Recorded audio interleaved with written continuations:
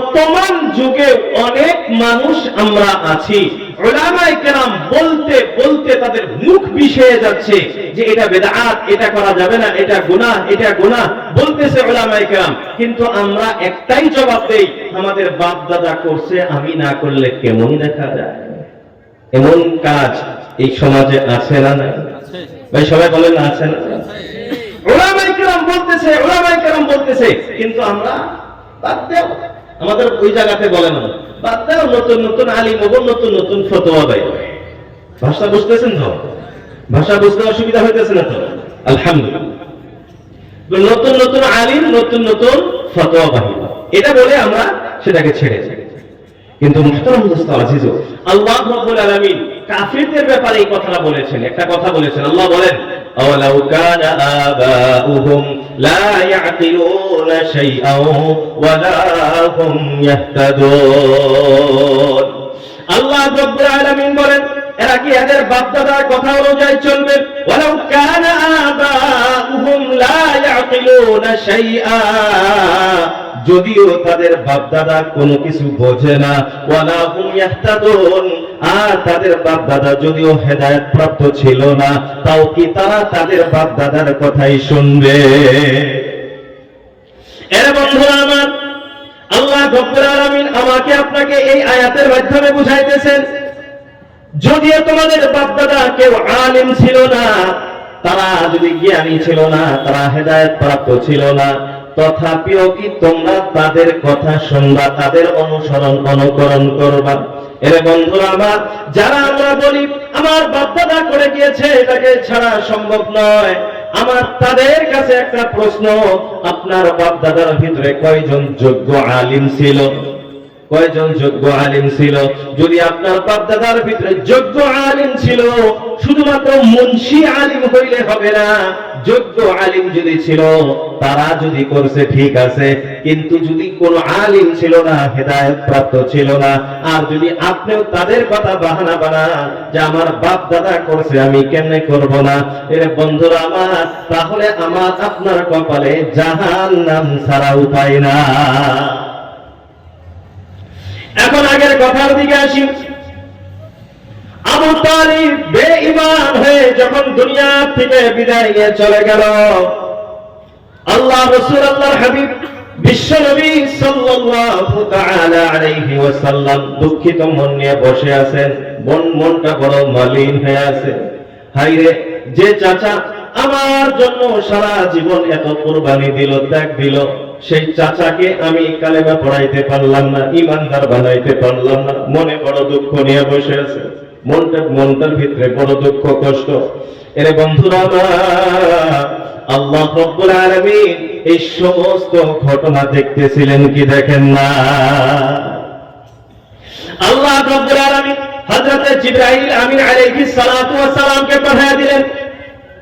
হযরত জিবরাইল আমিন রাসূলুল্লাহ সাল্লাল্লাহু আলাইহি ওয়াসাল্লামের নিকটে এসে বলতেছেন, আয়াত শোনায় দিলেন, আল্লাহ রাব্বুল আলামিন জানায় দিলেন, ইন্নাকা লা তাহদি মান আহবাবতা ওয়ালাকিন্নাল্লাহা ইয়াহদি মান ইয়াশা।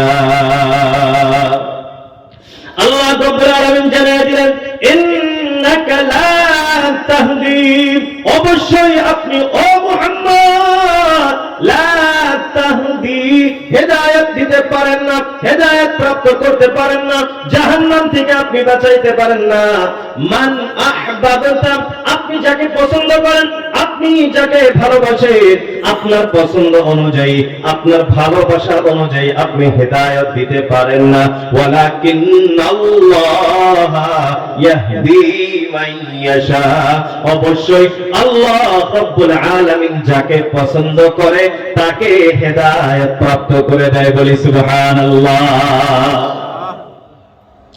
আল্লাহ রাব্বুল আলামিন জানায় দিলেন, এই পৃথিবীতে কারো ক্ষমতা নাই কেউ কাউকে হেদায়েত প্রাপ্ত করতে পারে, হেদায়েত দিতে পারে।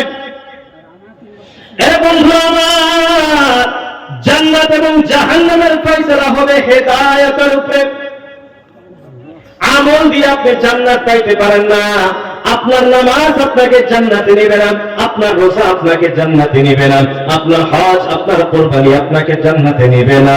এর বন্ধুরা আমার, আল্লাহ রাসূল আল্লাহর হাবিব সাল্লাল্লাহু আলাইহি ওয়াসাল্লাম একদিন সাহাবায়ে কেরামদেরকে বললেন, ও আমার সাহাবারা, তোমাদের কারো আমল তোমাদের কাউকে জান্নাতে নেবে না। সাহাবায়ে কেরাম আল্লাহ রাসূল আল্লাহর হাবিবকে জিজ্ঞাসা করলেন, ইয়া রাসূলুল্লাহ, আমাদের আমল জান্নাতে নেবে না ঠিক আছে, কিন্তু আপনি যে এত কষ্ট করে করে আমল করেন, আপনি যে এত রাত্রি জাগেন, পুরি রাত জেগে জেগে যে আপনি আল্লাহর ইবাদত বন্দেগী করেন, আপনার আমল আপনাকে জান্নাতে নিবে কি নিবে না?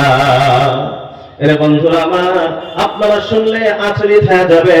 আল্লাহ রাসূল আল্লাহর হাবিব সাল্লাল্লাহু আলাইহি ওয়াসাল্লাম জবাব দিলেন, ও আমার সাহাবারা, আমার আমল আমাকে জান্নাতে নিবে না। এরে বন্ধুরা আমার, রাসূলুল্লাহর আমল যদি রাসূলুল্লাহকে জান্নাতে না নেয়, আমার আমল যদি আমাকে জান্নাতে না নেয়, সাহাবায়ে কেরাম প্রশ্ন করলেন, ইয়া রাসূলুল্লাহ, আমাদের আমল যদি আমাদেরকে জান্নাতে না নেয়, তাহলে জান্নাত কেমনে পাওয়া যায়, জান্নাত কেমনে পাওয়া যাবে?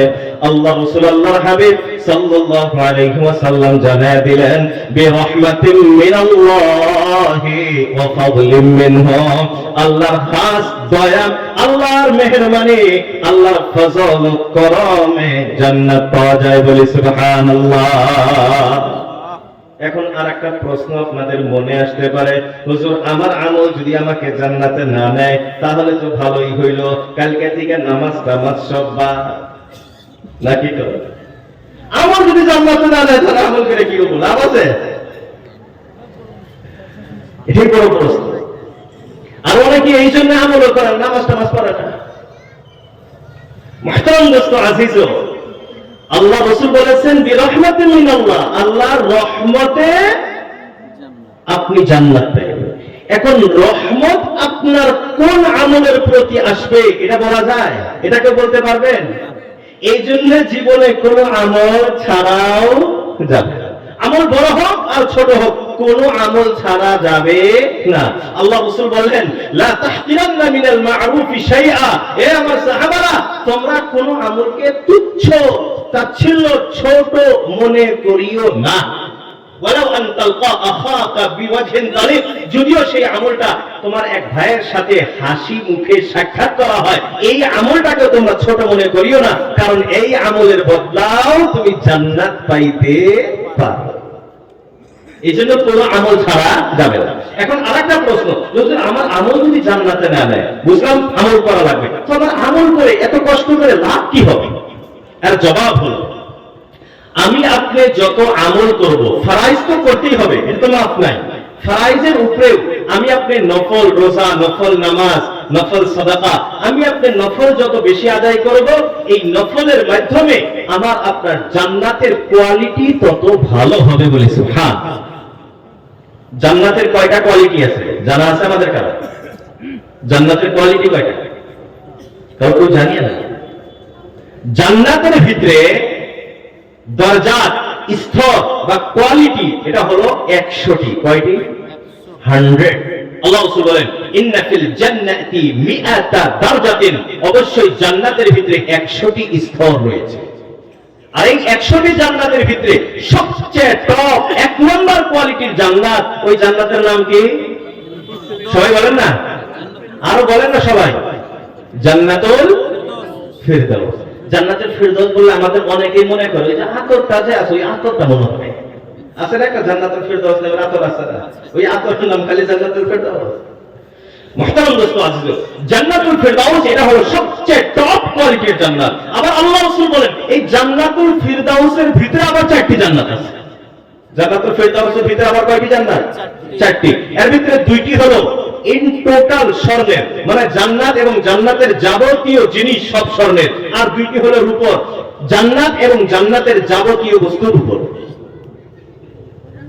আল্লাহ রাসূল বলেন, তোমরা যখন জান্নাতের দোয়া করবা, আল্লাহর কাছে যখন জান্নাত চাইবা, তো কোন জান্নাত চাইবে? সবাই বলেন না, কোন জান্নাত? জান্নাতুল ফিরদাউস। আল্লাহ রাসূল বলেন, ইযা সাআলতুমুল জান্নাতা ফাসআলুল্লাহ আল ফিরদাউস, যখনই তোমরা জান্নাতের দোয়া করবা তো আল্লাহর কাছে জান্নাতুল ফিরদাউসের দোয়া করো, বলি সুবহানাল্লাহ।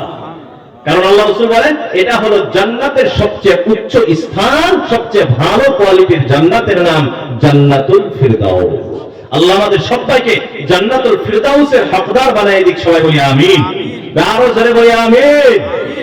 খারাপ লাগতেছে? আস্তে আস্তে আমিন বলতেছেন যে না জান্নাতের দরকার নেই। আল্লাহ, জান্নাতের আশা তো রাখতে হবে ঈমানদার হিসেবে। তো ঈমান তো হলো আল ঈমানু বাইনাল খাউফি ওয়ার রাজা, বাইনাল খাউফ ওয়ার রাজা, ভয়, ভীতু এবং আশা। ভয় এবং আশা এই দুইটার মাঝখানের নাম হলো জান্নাত। ঈমানদার এর ভিতরে ভয় এতটুকু থাকবে, যেমন হযরত ওমর বলেছেন যে আল্লাহ রাব্বুল আলামিন যদি এলান করেন পৃথিবীর সমস্ত মানুষ জান্নাতি, শুধুমাত্র একজন জাহান্নামী, হযরত ওমর বলেন আমার মনে হয় যে ওই জাহান্নামী মনে হয় আমি। এত ভয়।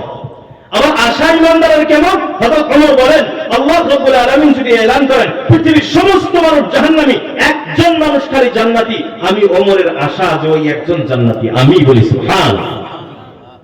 তো ভয়ও থাকতে হবে জাহান্নামের এবং জান্নাতের আশাও থাকতে হবে, এর নামই ঈমানদার, বলি সুবহানাল্লাহ। তো মুহতারাম দোস্ত আজিজ, কথা ছিল কোথায় থেকে? আল্লাহ রাব্বুল আলামিন রাসূলুল্লাহকে জানায়া দিলেন ইন্নাকা লা তাহদি, আপনি কাউকে হেদায়েত দিতে পারেন না, আপনি কাউকে ঈমানদার বানাইতে পারেন না। তাহলে হেদায়েত আল্লাহ বলতেছেন কেউ কাউকে হেদায়েত দিতে পারে না, তার মানে কেউ কাউকে জাহান্নাম থেকে বাঁচাইতে পারে না। তাহলে এখন আপনি চিন্তা করেন, আয়াত দুইটি। এক আয়াতে আল্লাহ রাব্বুল আলামিন বলতেছেন কেউ কাউকে জাহান্নাম থেকে বাঁচাইতে পারে না, এবং আগের আয়াতে আল্লাহ বলতেছেন কু আনফুসাকুম ওয়া আহলিকুম নারা, নিজেকে এবং নিজের পরিবারকে জাহান্নাম থেকে বাঁচাও। তাহলে উল্টো কথা হয়ে গেল, আল্লাহ দুমুখী হয়ে গেল। একদিকে আল্লাহ বলতেছেন জাহান্নাম থেকে বাঁচাও, ওইদিকে আল্লাহ বলতেছেন কেউ কাউকে জাহান্নাম থেকে বাঁচাইতে পারে না। বাঁচাইতে যদি পারে না তাহলে ওয়ার্ডার কেন দেওয়া হলো? আল্লাহ তো নিজেই বলেন লা ইউকাল্লিফুল্লাহু নাফসান ইল্লা বুসআহা লাহা মা কাসাবাত ওয়া আলাইহা মা ইকতাসাবাত। আল্লাহ রাব্বুল আলামিন বলেন লা ইউকাল্লিফুল্লাহু নাফসান ইল্লা বুসআহা। আল্লাহ রাব্বুল আলামিন কোন মানুষকে তার শক্তির চেয়ে, তার ক্ষমতার চেয়ে বেশি তার উপরে বোঝা দেন না। যার যতটুকু ক্ষমতা আল্লাহ তাকে ততটুকুই তার উপরে আমলের ওয়ার্ডার করেন। যার যতটুকু ক্ষমতা আছে, দাঁড়িয়ে নামাজ পড়ার ক্ষমতা আছে, দাঁড়িয়ে নামাজ পড়া ফরজ। দাঁড়িয়ে নামাজ পড়তে পারে না, বসে পড়া ফরজ। বসেও পড়তে পারে না, শুয়ে শুয়ে নামাজ পড়া ফরজ। যার যেমন শক্তি তার উপরে ফরজ তেমনি। তাহলে প্রশ্ন হয় যে আল্লাহ এটা কেমন কথা বলতেছেন? এক জায়গায় বলতেছেন কেউ কাউকে হেদায়েত দিতে পারে না, জাহান্নাম থেকে বাঁচাইতে পারে না, এদিকে আবার আল্লাহ নিজেই বলতেছেন নিজের পরিবারকে তুমি জাহান্নাম থেকে বাঁচাও। মুফাসসিরিনে কেরাম বলেন এর অর্থ হলো এই জায়গাতে আল্লাহ রাব্বুল আলামিন বুঝাইতেছেন কেউ কাউকে জাহান্নাম থেকে বাঁচাইতে পারে না, এই ক্ষমতা কারো নাই, কিন্তু তুমি জাহান্নাম থেকে বাঁচাবার চেষ্টা করো। চেষ্টা তুমি কতটুকু করবা, এই চেষ্টার হিসাব আমি আল্লাহর কাছে তোমাকে দিতে হবে।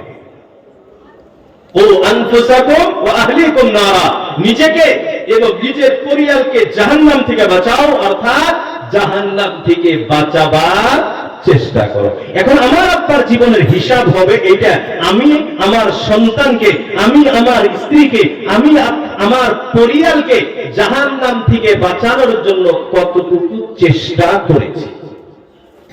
চেষ্টা আমার, আস-সাইয়ু মিন্না ওয়াল ইতমামু মিনাল্লাহ, চেষ্টা করা আমার কাজ, ফল দেওয়ার কাজ সবাই বলেন না কার? আল্লাহ।